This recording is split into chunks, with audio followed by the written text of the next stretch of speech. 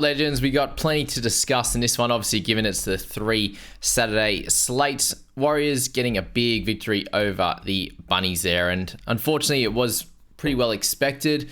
Maybe not this bad, but fully expected the Warriors to come over and win this. The Bunnies are not in a good way at the moment. Obviously, them losing to the Doggies a week before. Beating the Doggies a week before.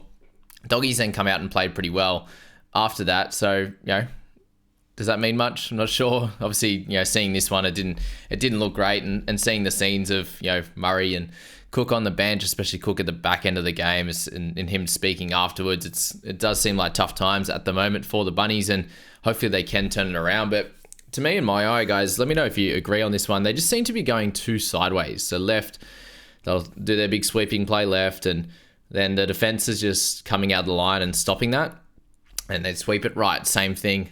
And if I know it's people give him crap, but use your edges. You got Jacob Host on one side. Sure, you can say what you want about him, but you've got Keon Kolomatangi on the other. And the only time Keon got runs was in coming out of trouble or just a normal hit up. They didn't use him in those sweeping plays for a short ball at all, and obviously trying to go a little bit through the middle as well. So then you can go out wide, which is what they used to do. You get those quick play the balls from Murray and whoever else was in there doing that back in the day. And then they'd sweep out to their left and right, and it would work better.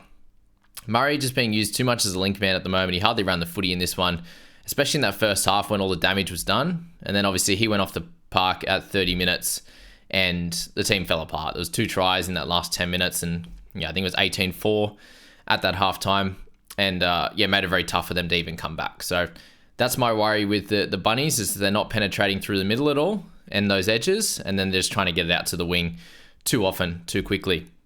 And they're just doing the same move, and they just keep getting, they have to do that tip-on pass because they're getting rushed up on, which is pretty tough, that's for sure. I do think Totola was a little bit better. Obviously that error cooked him and the team a little bit, but outside of that, he ran the footy better, he tackled better. So that's a good sign to have him and obviously Murray doing that. Burgess is doing his thing, but they need to work something out, that's for sure. And prayers go out to Lockie Ilias. Looks like he's fractured his tibia in the reserve grade game, which is not good. Before we get into this one, I just want to get it done. So before I forget, yesterday I was talking about the Moses Sully situation with the tackle breaks, and I was like, I'll go back and have a look at it. And one of my mates sent through the video of that play, and I just wanted to show you that now, where I was saying he breaks 3 tackles in that first one, and at a minimum he should be counting 2 of them. He ended up on 1 tackle break only. So here is that clip now for you. I'll put it on mute so we don't have to worry about that one. But here you go. Have a look at this one.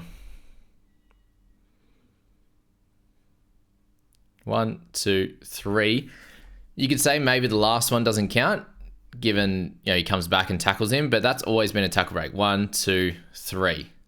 And he got past all of them. So very interesting how that one has played out, given he went back to 1 tackle break. But enough on that.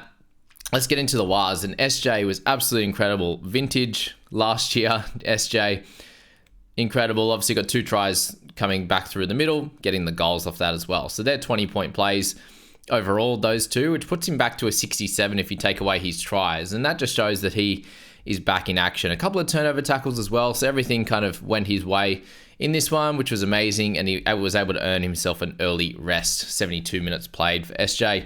If you brought him in, my girlfriend's got him, didn't captain him, soft. The team literally says SJ in it and didn't captain him. But captain Paddy instead. Can't complain too much with that. But SJ 87, incredible work. Guys, I just absolutely loved, did anyone catch the interview that Chance had? And he's welcome back, and he just seems like a most genuine, awesome guy.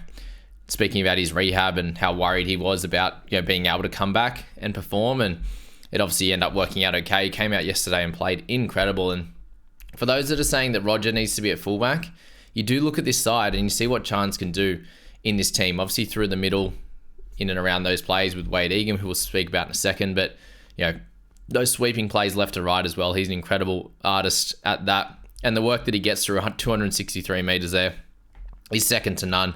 So welcome back to Chance. But he was just saying how much of a hero Roger is to him as well, and now his kids. So he grew up loving Roger, and now his kids are in love with him as well. So it just seems like he's such a awesome guy to have, both Chance, Roger, all of these boys. SJ seems like a legend. Tomato, heard him speak a bit. All legends in this team, and really happy for the Warriors and their fans and those guys in the team doing great things. That's for sure. It's very hard not to like them. And yeah, a few people go, yeah, Warriors are everyone's second team, and fair enough. I suppose just say you go for a Queensland team, you're probably not going to have a New South Wales team as your secondary option or something like that. So it's easy to have the Wars, being in another country as your second squad. Tamari Martin there with the 60. Incredible effort there. That solo try at the end was very impressive, and obviously a couple of line breaks to try assists as well. He had a great game. 2 turnover tackles as well. There's a lot in this game. Plenty of drop ball from the Bunnies, unfortunately, with Mitch Barnett getting 3 turnovers as well. He was in with Johnson on a couple of them, given he played edge in this game. But very impressive that of Tomato.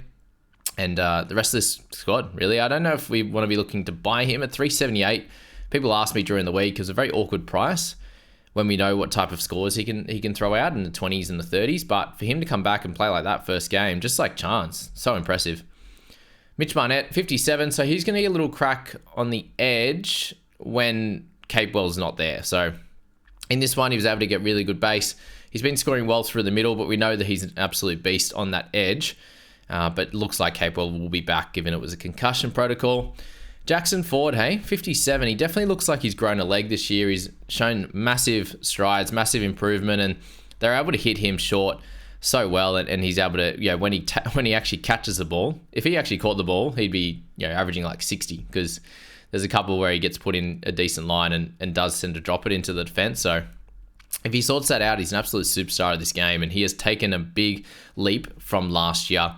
Fantasy points wise, but just as an NRL player, looks like he's second year on that edge full time, doing great work there, 57. And there will be people that look at him. He obviously went off for 3 minutes. Do we know why he went off, or is it just a little quick sub at the end? I can't remember in that one. Anyway, great score from him. Yeah, Cook 55. He absolutely dominated in the time he was out there. Just very limited on the negatives, right? What he got him there, 45 tackles. Wasn't able to show too much. A couple of decent runs to get 63 meters, but that was that. Guys, did get a little bit of news that Adam Fanua-Blake was carrying a little bit of a quad niggle. So it does seem like now that the 60 minutes is back, that he's past that, and he was able to get a good score of 53. Close to scoring a try a couple of times as well. So he'll be back in the try scorers category very soon. And if you did hold him through all that, those couple of low scores, then I'm glad you did, because he's ended up in a good spot with his 53. And hopefully that try comes and he can get back into the 60s, closer to 70. Wade Egan. Man, this guy's impressive. He is a very impressive character. He's going to be one of the best hookers in the game. And attacking hookers, by far, the craftiness, the ability to put his guys in space, the ability to maneuver the defense in the way that he wants to, is second to none. It's so impressive. The way he looks one way, passes the other, the timing of it, the holding the pass up. You're seeing that with Johnson. And it's exactly what we saw last year with both Johnson and Egan. Is their ability just to wait that split second longer, hit the guy short, look out the back. It's all those nuances that you need as a ball player that both Johnson and Egan have. And they've learned off each other, I think. And obviously Johnson been in this league a long time, and he has that in his game. But then, maybe, I'm not sure, could have been, since Johnson's come back, has really elevated Egan's game and shown him how to be crafty around the ruck and obviously get his forwards in good positions, get his fullback, get his halfback in Johnson into terrific positions to do what they need to do on the outside, but they absolutely kill teams through the middle. So this was a very clear way of showing teams that they come up against, obviously in the Bunnies here, how to play through the middle, which they couldn't do at all, the Rabbitohs. So yeah, Wade Egan, you get your props. He didn't have a try assist in this one, but he had 2 line break assists and deserved a lot more than that. But he was it's also just great to see him on the park, obviously with the amount of injuries and stuff that he can get on a weekly basis. So a full 80 for him.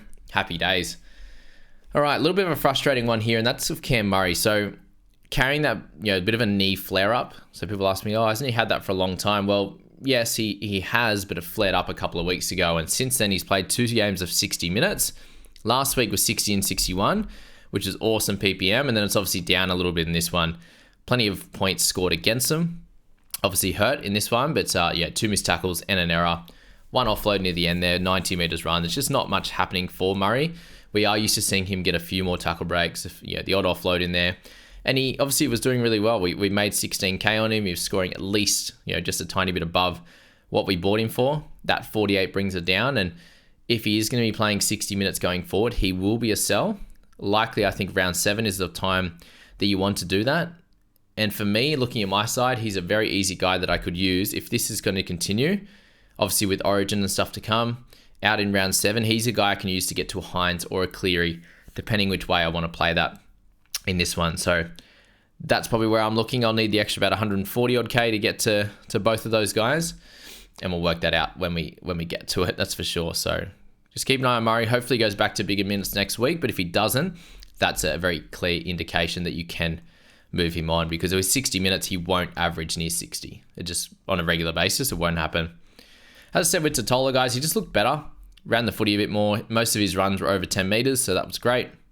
Helped me, or over 8 meters anyway, if we're talking about Supercoach. But Totola was good, 45. He's up to that 40 average now, back making some money. So some good scores in a row now. He'll get up again another 10K and go from there. So it hasn't been the worst buy at all now if you did hold on this whole time. All right, the head-to-head squad ended up making the switch. I sold Hosking and bought Tohu Harris. So it wasn't the game for him, was it? He didn't have to tackle too much. And on the running side, no tackle breaks, no offloads, unfortunately, for Tohu in this one. So lower run meters than normal and no attacking stats and lower defensive numbers. Still 44, not super ideal, but a game where they were absolutely dominant. You got to cop that sometimes, I suppose. The 44, nothing to panic with him. Tony Milne, much better game. I do want to talk about this whole situation. So Isaac Thompson, I'm not sure if he's the guy either. I'm very surprised that Jacob Gagai got dropped. I don't think he was bad at all from round 1, and I do think that I don't understand why he was the one that got dropped, and they just keep merry-go-rounding these wingers. For him to play first game, obviously there was some issues going over to Vegas, but he seems like the guy. And yes, it was one sample size, but I don't know. I'm not sure about Isaac at this point. Obviously he's got some pace and stuff, but I'm not sure about the rest, unfortunately. At the moment, just with this team, they just need someone that on the wing is what I'm saying. He's got 3 errors there. They need someone on that wing that can just get their job done. And yes, he can score tries. Yes, he's got some pace, but needs to be able to hold the ball and make the correct decision. And that's not happening at the moment with this team. And you have to be critical about him sometimes. And for those that are owning Jacob Gagai, that's obviously would be pretty helpful for you guys there for sure. So let's go to Roger now. 42, got that try on the wing. Not sure if it affected him too much being on the wing. They didn't need to go to that right-hand side a lot, which was a little bit frustrating, obviously, if you do own him. I've got him in Supercoach, and thankfully that try was there. And a right-side sweep with Roger on the end of it. It's pretty tasty, that's for sure. Holding steady. Not buying, holding steady, guys. Jacob Host, another 40, so full 80 minutes again. He's just going to continue to make some money. Obviously, buying round 7 as well makes it a little bit tough for Jacob. And by the time you might look to buy him in round 8, probably the ship sailed and he'd be closer to 450. So it's a tough one. If you grabbed him this week, he was the cheap under 400k option and it worked out well with a 40. Kepi, not sure about Keps at the moment as well. He's obviously in and out of this team. Not many people own him. That's fine.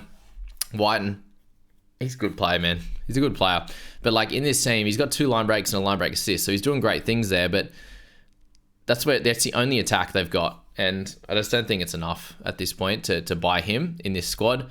You obviously see Burgess, Hawkins, you got Latrell Mitchell there with 29 with a try saver as well, with 3 offloads, running the footy for 84 meters in this team. It just can't happen. The brain explosions, being a lover of SJ too, that was not nice to see. I understand. I didn't even like the palm to the face. It's if you're gonna palm someone, you palm them in the chest or shoulder or whatever it is, somewhere underneath the head. If you can't have contact in a tackle, why can you have palming? That's a hard part of your hand there. If you're doing that, if you're going straight to the face, straight to whatever there, and that's where the bumper bar thing too. That's a very hard part of your body there to just go straight to someone's face. So that needs to get out of the game. And obviously he elbow/forearmed him in the face when he got the ball. He's just trying to tackle you, bro. He's not even close to you and you've just coming into him like that. So that was shit. To do it on SJ as well, and then to Tohu's just standing in the tackle to then just lift him, grab him under the legs and lift him and drop him over. That's been outlawed this game for so long. And again, it's just lucky that these guys don't get injured. Like if SJ got injured there, he gets a massive cut, he fractures his cheekbone or something like that, then what happens? Like, does he actually really get sanctioned? Or, if Tohu gets injured, like, that's the most stupid thing you've ever seen. There was no, like, some of these, like the Alex McKinnon one, like that was a tackle that was, in the speed of it all. It happened, right? Split second, it goes over. But that one, he's just standing there. Like, what the hell are you doing, bro? Anyway, Whisperer put it pretty well. He goes, I've been a big supporter of him for a long time. Obviously, everything great he does off the field for his people, for the community, all that kind of stuff. But what he's doing on the field and some of these times, it's just, and then he blows up that they've given him a penalty for the most stupid things you've seen. It's tough. I'm not sure where the Bunnies go and what happens here. They're absolutely in disarray. Cody Walker not playing great himself either. 25 points in this one. Fantasy wise, averaging 28.6. So it's gonna be wild if they can get it together. He might be 400k very soon, and Isaiah Tass going to be under 400k. So he's had a bit of a tough start to the season. I just think it's very hard to look to buy any of these Rabbitohs apart from Jacob Host, which is hilarious to think that. How good's Jacob Laban? He's going to be really fun to watch over the years. 22 for him in the 30 minutes, and not sure if he'll keep his spot in this side with Capewell coming back, but a great debut at that. So congrats to Laban for that one. And then you've got a mixture of the middle forwards there. Duncan, if you do own him, he's just not going to get the minutes. And then Pete Mamazelis come on for a 14, so he's going to get a little bit cheaper, and we'll see what happens there with Pete. And then Harris Tavita as well, 6 in his 8 minutes. So that was that game. Crazy one at that, that's for sure. Let's go to the Supercoach for that one then, while we're here. So Bunnies up against the Wars there. You had a very low side on the Bunnies there. I had Tavita Totola with his 59, so I was very happy with his output, his highest of the season. This is all pre-updates, guys. And then Latrell Mitchell with 59. So it's not the worst in the world scoring-wise, but very different to that in fantasy, given he got that try assist down that left-hand side. No one really else of note in that team, with Murray getting 45, which similar to his fantasy output. And then you've got SJ with 104, which is awesome. Not sure if he'll update at all. Martin, forward. Forward's obviously got a little bit of love in the Supercoach community. He's scoring tries, which is great. Fanua Blake solid. Egan solid. Roger with his 60 there as well. And Tohu a bit low, obviously with the base stats being a little bit lower. So pretty good scores if you're targeting Warriors players. Happy days at the moment. And if you're not, then that's where a lot of the points are going to be, with obviously Chance coming back as well. So let's go to the Eagles up against the Panthers there, 32-18. And DCE, he's back, hey? That was him beating the record yesterday, Cliffy Lyons' record for the most games for Manly. So that's a very cool day. And to get a win over the Panthers in this one, 32-18, it's so impressive. It's wasn't expected by the masses, that's for sure. I did tip Panthers in this one. And a massive bounce back, and a big congratulations to Manly. They're big players. They stood up. It's Cherry Evans, it's Trebojevic, it's Olakau'atu there. We had some good moments from, obviously Paseka in there with the line break, and Lukey Brooks early on set up that first try for Tommy and like there. So very, very good work from those guys. And DC back up to a 51 average. So he's now, I think, someone that people will look at. Obviously, Origin coming closer and closer. We're into round 5, and it's going to get round 6 next week. Do you want to buy him then to then have to sell him in 13? I'm not sure, but across the board did absolutely everything, kicking goals as well, with Ruben Garrick going down. So as we get into these next bunch of games, there's a Jacob host of HIAs that come into this, which is pretty frustrating. And Ruben Garrick was one of them. Not good in that 3rd minute of the game, and he was out. And again, it's just so hard for fantasy perspective to get through a lot of these games unscathed. So that's probably my only positive so far in my team, is that none of my guys are injured. Not scoring good, but they're not injured. That's for sure. Tommy Turbo, 66, 80 minutes, 1 try assist, 3 line breaks there. Good across the board with the turnover tackle and offload as well. So happy days for Turbo owners. He definitely didn't expect this. So there's not often that fullbacks come out and do well against the Panthers, but it's Turbo. Like, he can do all things, right?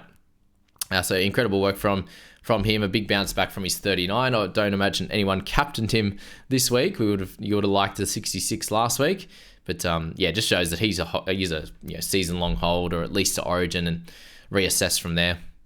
I think are they like 13, 17 or something, their buys? I'm not sure. Cannot remember off the top of my head, but yeah, you likely have to sell all your Origin Manly players come that time. I think we'll work that out in the next few videos. Edwards 65, he just is dominant in early season. That's all we can say.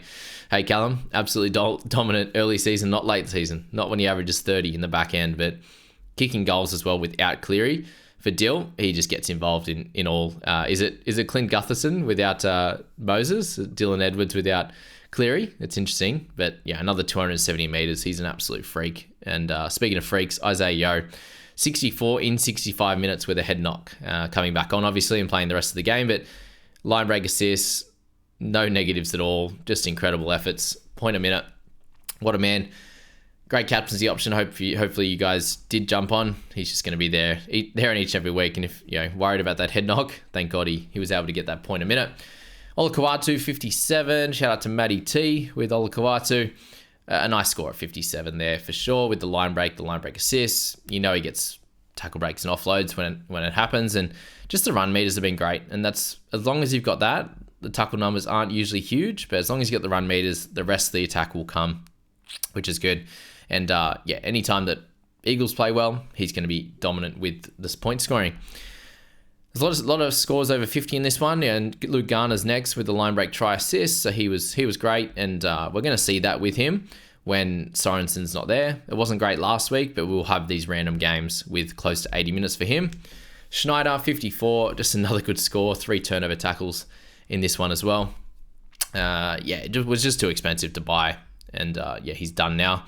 You'd imagine with Cleary coming back. Sipley, really good score in this one. Just gets into his base. 50 in 45 minutes. Very impressive. Not a buy. He's too expensive. Corey Waddell. So he came on and played back row with Burbo moving to the centres, which probably, I don't know if it helped Mr. Burbo, but he's a good player, Waddell. He just gets in and does his job. You got to try a line break, obviously a line break assist as well. Just did good things, and there was a lot of turnover tackles in this game, both ways. You can see there Isaac Tungo with 4 turnover tackles there with a 35 T score, which is wild in itself. Where's the turnover tackles for Talon? Gosh. Paseka there, 47. Gerbo, 45. Kolar, 40, so got a try in a line break. Big run meters as well. Much better score from him, but again, not really making money. Anyone on Kenny? It's a 40 average across the year now. It's not incredible. He's made a little bit of cash, but it's going to be slowing down. Luai, 37. Did go off 67 minutes with this one. So, yeah, we'll see what happens with him. Burbo, 36. End up going out to centre. So, missed 6 tackles on that, but, good tackle numbers still. And 100 metres gained with 2 line break assists and a try assist. Happy days for Benny Trebojevic there. And he's a hold now. If you had to play him, good stuff. It worked out well. Hopefully that's a little bit extra mojo that he needs. But obviously Waddell playing great on that edge. We'll wonder how that's going to play. Or, does Burbo just play centre next week? Potentially, with Garrick being out with his head knock. So that's that. Tungo, yeah, he went up a fair bit overnight. I think he was he low 30 maybe? Maybe he got the extra turnover tackle. But, 4 penalties, 2 missed tackles and an error for Isaac. It wasn't his best game, obviously. 35 points for him. He still outscored Taylor May. God. Martin, 34, full 80. He's all over the shop, isn't he? Gets like 30s, 60, 35, 70, 40, 55. Like, he's just all over the shop in 80 minutes. Brooksy, 34, nice start, then kind of slowed down for the rest of the game. If you own him, still a hold. Got through the tough game unscathed. Talon, 32, 80 minutes. God, I'm just losing so much cash on him. It's wild. And they just don't go out to him at all. That's 3 games in a row under 100 metres gained, which is incredible. Like, he got 2 tackle breaks and 2 offloads in that time and tackled well, 18 for 2. Thank God that he can get base. This is just solely base for him. 30. Just averages 30 in base and just has no attacking stats. Is incredible. Incredibly bad how that's worked out. And look, updating trade plans now that we've got into where we are now with 2 games to go. My trade has obviously always been like Smithies to Gutho was the thought. I could go like Dylan Brown as well. That's potential, but I think I'm going to fix up my wing fullback. So Taylor May and Kiraz likely to go next week. If I get Gutho this week, it means I can target Ponga next week as well.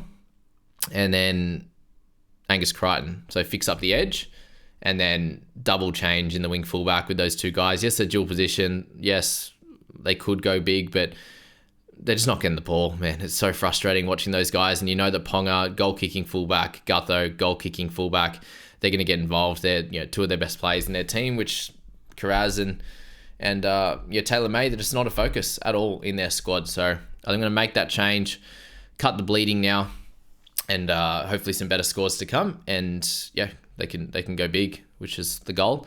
And then Ponga, obviously, Ponga, Crichton, Gutho, that'd be sweet.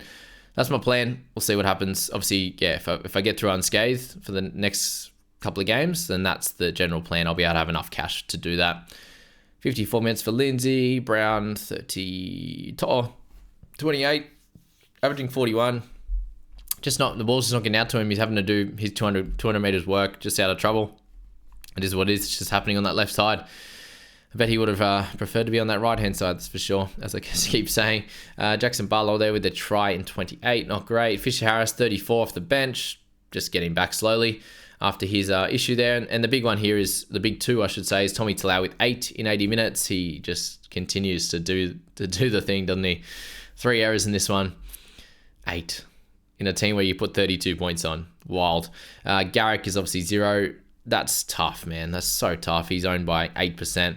To get that 0, it's a shocker. Liam Henry, a few people bought him recently as well to get the head knock, to get the wobbles. Unfortunately there for him, not ideal at all. So that's 7 minutes. Picked up 2 penalties in that time and 4 tackles to get a 0. Tough. Let's get into the Supercoach side of things. And holding Turbo, great. Didn't play Burbo in that one. Taylor May 42. It's just frustrating him at the moment. In this one. So I went to this little one for all Supercoach players. I was doing the vice captaincy loophole, given I have Ponga as my vice. My only automatic emergencies at the moment are Ben Trebojevic, so he would be my lowest then, and then it was Sam Hughes. But this Liam Henry one with -1, I was like, oh no, he's going to be the worst AE ever. And then I noticed, because I didn't know this exactly how it worked, you don't actually get an automatic emergency. I did find out this properly this morning. I was out to dinner last night when this game was happening. Thank God I didn't have to watch Taylor live. I already know his score watching it much better. That you have to get a score greater than 0 to get the AE counted. So I probably would get away with it, but obviously with updates to come, they have him as 3 tackles here. I wasn't sure if it was 0 or 1, but looking into the terms and conditions, it has to be greater than 0. So I probably would have got away with it, but the worst thing ever could have been if that updated tomorrow or later today, right? And he went to 0 and 0 counted, or he went to 1, right? That would have absolutely sucked. And then I would have got him as the automatic emergency. But apparently anything 0 or below, if they play, even if they play, you don't get that auto emergency. So yeah, I probably could have done it. And it really would I think it would have just relied on what Strange got today. So if he got a 40 or something like that, then I could have taken his score. So that was frustrating in the end. But yeah, it's all I could do on the fly. And now hopefully you guys all know that if someone gets a negative, they don't count as an automatic emergency. So there you go. Dylan Edwards has got 300s out of 5 games, which is wild in Supercoach there for sure. Guys, if you aren't Supercoach players, just skip through a little bit and you'll get into the fantasy for the next game. Just wanted to do it this way today, see how that goes, rather than doing it all at the end. Olakuatu, 71, really nice as well. To'o still managed to get 50, obviously just in base is wild. Henry, we're just going to hold him, but that's super frustrating, obviously the score. And then Lukey Brooks, you get 45 out of him. Probably could have been worse, to be honest with you. You got 29 the week before when they got beat. So, yeah, good to get at least a try assist in there. And, DCE, Turbo. Just shows the Turbo one, guys. Just you hold the faith on someone and, even if they're that good of a player, they're going to score well at times, even in games where you think they're not going to. And then they'll be able to go nuts in other easier games. And that's the same with Ponga. So I'm very glad that I held strong with both Ponga and Turbo in this one, that is for sure. All right, let's move back to the last game of Saturday evening. And we've got the 2 today from 4 p.m. Sydney time, New South Wales time, and 6:15 p.m. the second one.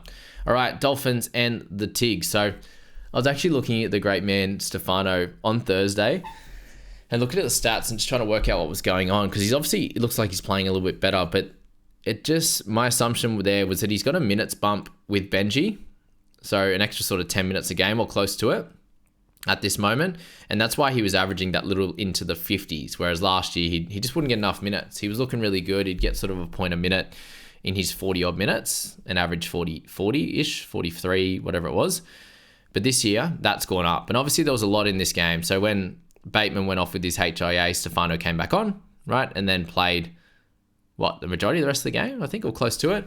So 67 minutes for him. But the work ethic has been incredible. 77 for him in his time out there with one line break. So tackle breaks, offloads, but 57 in base, in meters gained and tackles. And we know that he's going to be getting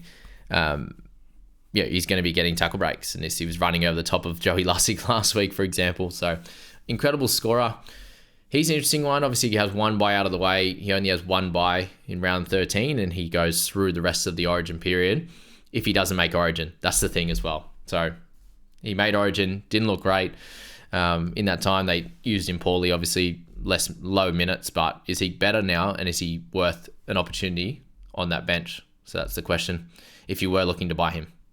Katoa, much better game from him after last week. So he's gone 50-odd, 20 or 23 or something, and back into 53. So he looked great, big kick meters. He's really controlling things well for a 20-year-old. This team, the Dolphins, man, they're making waves. No pun intended, or completely pun intended. Beating the Tigers here. So Tigers without Galvin. Oh, my God. That's crazy that an 18-year-old can change a team so much. But he absolutely is. There's no doubt about it. But the Dolphins doing good things. And they do come up against slightly harder opposition from here on. So I cannot wait to see how the Dolphins play against those opposition. Twali, 51. Marshall King, 50 in this one. That lovely line break try assist back on the inside. That was very, very impressive. Just noticing where people were offside, and he caught Isaiah Papali'i napping a little bit. So he was great. Averaging 45, so not awesome for fantasy, but good score from him. Did need attacking stats. So Ewan Aitken, I found some frustrating news out after the game too, because I've been interested in Aitken. We just weren't sure if he was going to get the longer extended period of time, and we're like, well, is Lemuelu going to come straight back in this team? There were all these questions, right? And then after the game, NRL Physio, they show Connolly Lemuelu in the sheds, and he's still got a knee brace on. He's like, that really worries me for like a dislocated kneecap, which they haven't reported, that he's still in a knee brace for 4 weeks after the injury now. So he's still in that brace. So really showed that Aitken was probably a good purchase. Although, did anyone find out any further information on Aitken when he went off in the 69th minute?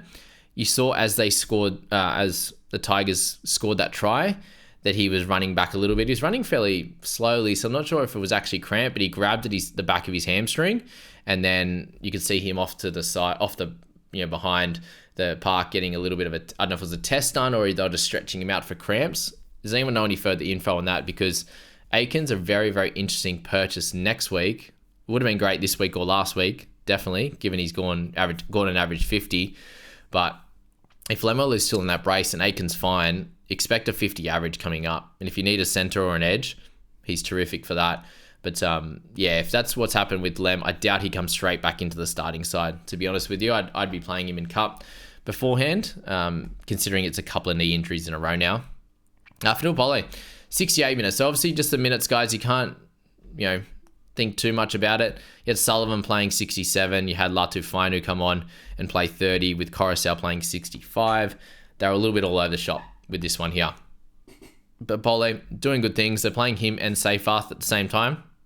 So a good score from him with 48. He's made a little bit of money now. He will continue to do so whilst he's playing massive minutes. But how long does that continue on for?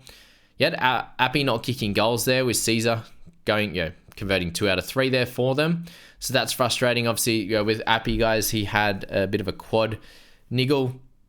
He had the compression on to then get rid of it when he came back on the second time round. So hopefully that meant he was fine. He obviously played out the rest of the game after he had his 15 minutes off, or probably 25 to 30 minutes off over half time, but had 15 minutes off of game time to play 65 in total. So that's annoying for any owners of him. I've got him in Supercoach, Appy, so that's tough, but thank God he got that try assist in the end there.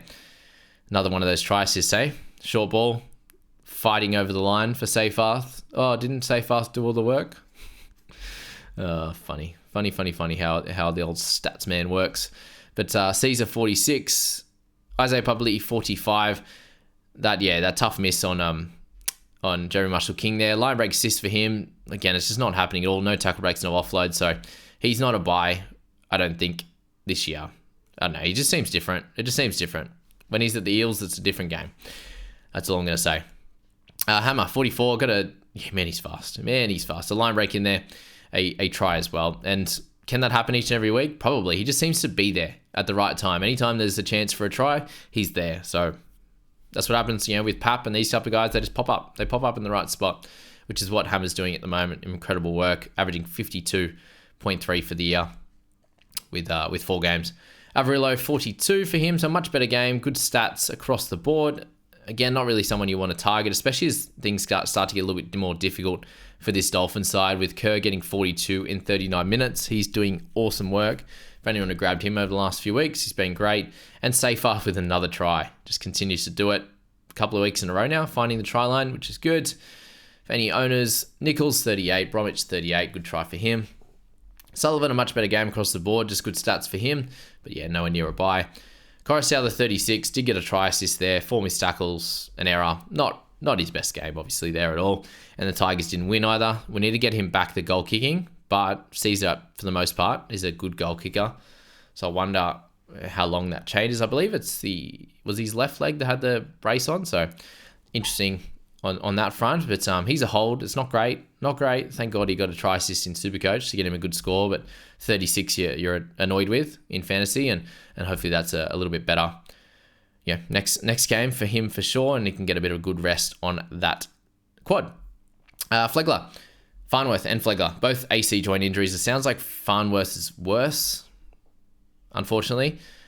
He's riding in pain, wasn't he? Looked terrible, especially for these footy players who are so tough for them to be riding around on the floor like that.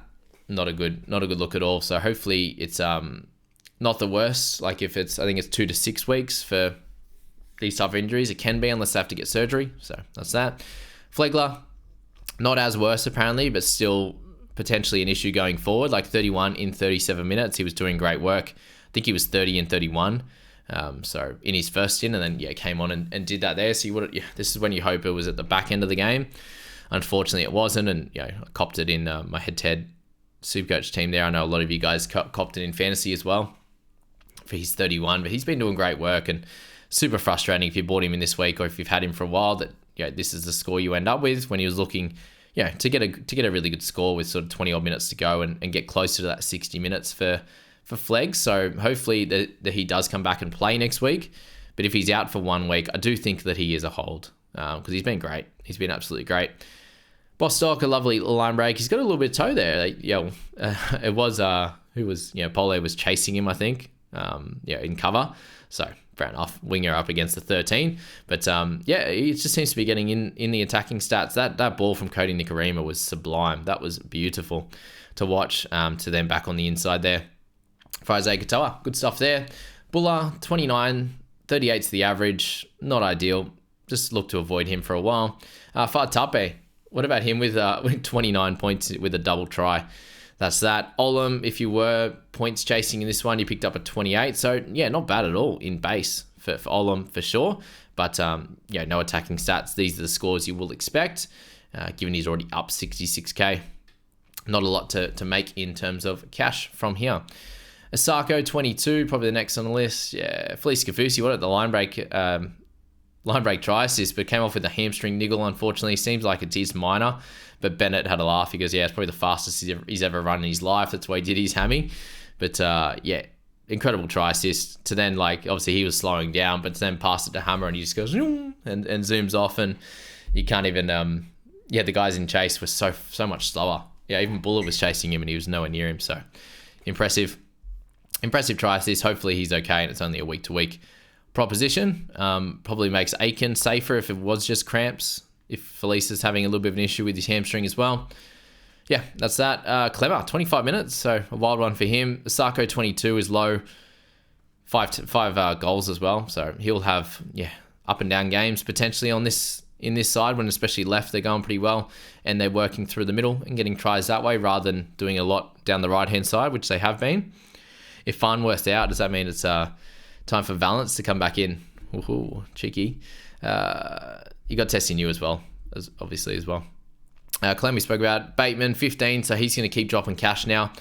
He might be an interesting one. Once he gets closer to sort of 600k when he's back, that's an interesting one to look at. Fainu obviously off as well with his 12 in 17 minutes. That sucks for anyone who grabbed him. And then Latu Fainu as well with 14.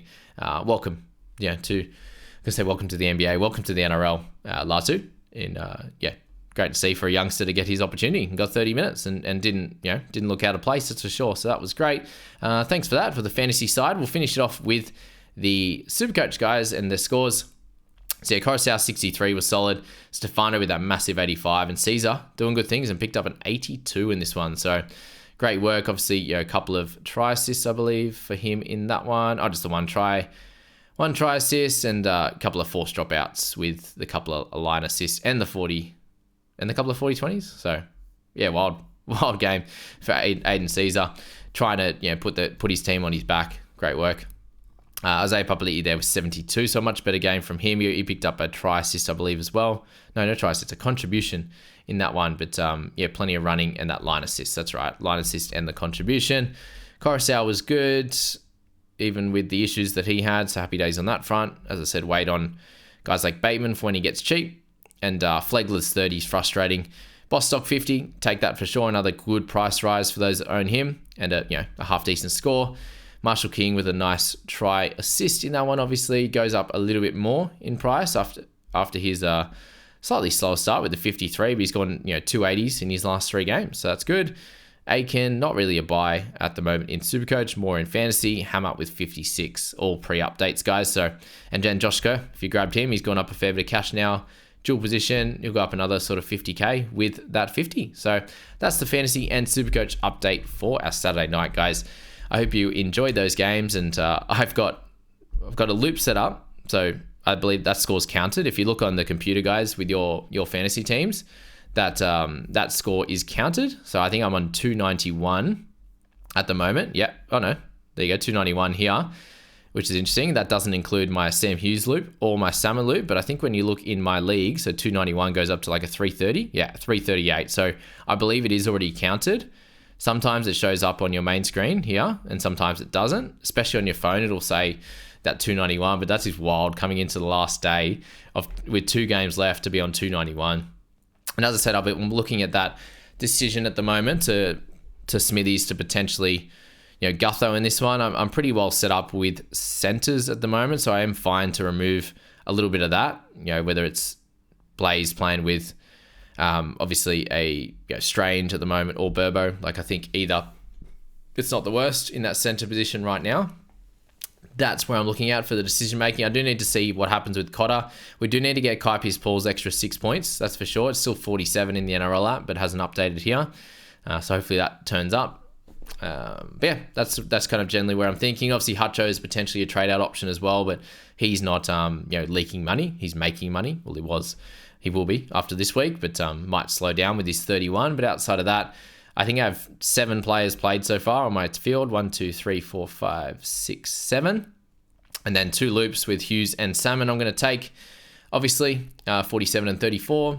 Missed out on Burbo's 36, but at least it wasn't a 50 or 60 in that one. And congrats to those that have played him, Hughes and Salmon, just out of necessity, and have got a good score. But yeah, 7 players, 10 remaining. 9 it should be after that 47 has been added to the score already. I think it has, and my rank is 40,000. So coming into the last 2 games with 9 players remaining, that's very interesting, and I think that, and hopefully that can get me back down to about where I was coming into this week at 8,500. If most of my players can come out and do well, we need to bounce back from Lussick for sure, and we've got Cotter in that first game, and then all the rest of my players are in that final game, which is wild. So right now it's either going to be five Raiders and a couple of Eels to then pick up that 34 as well, was that 9th player, and then just 1 in that first game. So yeah, 7 in the last 8, including the loop, which is wild. So thanks guys for this one. It was obviously a long one, but covered all 3, covered Supercoach as well, a little bit of my takes on each of the games as well. So yeah, congrats to all you guys that are doing well at the moment. If you've got a couple of those tough, concussion scores and the like with the Garricks or Teddies and all those kind of guys, it happens, unfortunately. Next week coming around the corner, you can bounce back and absolutely smash it. So that's that one, guys. Thanks for being here. We'll catch you in the next one.